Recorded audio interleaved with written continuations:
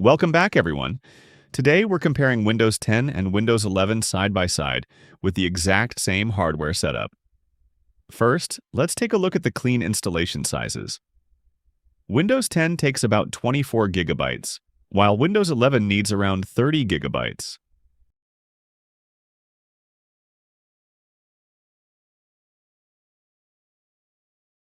Now let's jump into Task Manager to check resource usage when nothing is running.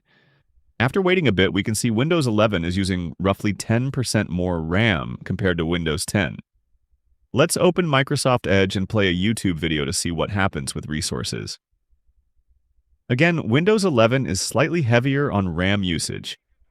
Personally, I think this is expected, since Windows 11 has more background processes and visual features. Next, we'll open multiple tabs to put both systems under more load. And still, the story is similar. Windows 11 consistently uses more memory.